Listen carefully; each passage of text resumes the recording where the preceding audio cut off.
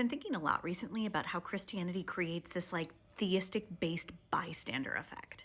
Hey, I hope you find this response to be kind and respectful to you, but I completely disagree, and so let's talk about it. When your worldview tells you that there is a sovereign God in control of everything, then when there is suffering happening directly in front of you, you're not going to feel an immediate sense of responsibility to fix it, to alleviate it. This is actually not true at all.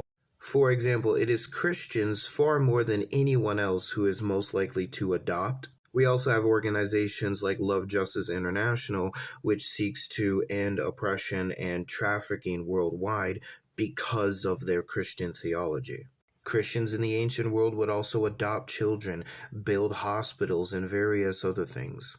And as this creator points out later in this video, there are many scriptures talking about what the people of God should be doing in their environment, and it's clothing the naked, taking care of the widows, and various other sorts of things. So yes, that homeless person is suffering, but God might be teaching them something through that. That's not true. There are many passages of scripture talking about helping the homeless, but beyond that, my evangelism ministry that I was a part of last year would actually take snacks and other things in their cars so that if they found a homeless person while they were evangelizing on the street, or sometimes we would go look for some, we would give them that stuff. And yes, that church does seem to have an issue with sexual assault, but don't worry, God knows, and he'll sort it all out in the end. They'll get theirs. I will quote the Apostle Paul saying, "Expel the wicked person from among you." Christians are not supposed to be inactive when that sort of thing is brought up.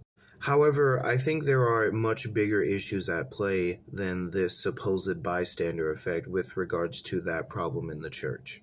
And it absolutely does need to be addressed and dealt with. It is a big issue. And yeah, sure, climate change might be a real thing, but God's in control of all of it. We're mere humans. We don't have that much control. What can we really even do? This isn't necessarily true. There are people like Dr. Gavin Ortlund who want to help end climate change and encourage other Christians to do the same.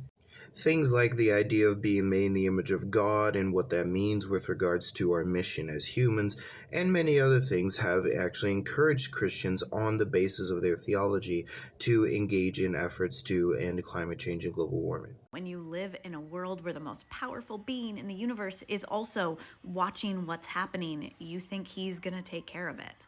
For this, I will quote James chapter 2. "What good is it, my brothers and sisters, if someone claims to have faith but does not have deeds? Faith by itself, if it is not accompanied by action, is dead."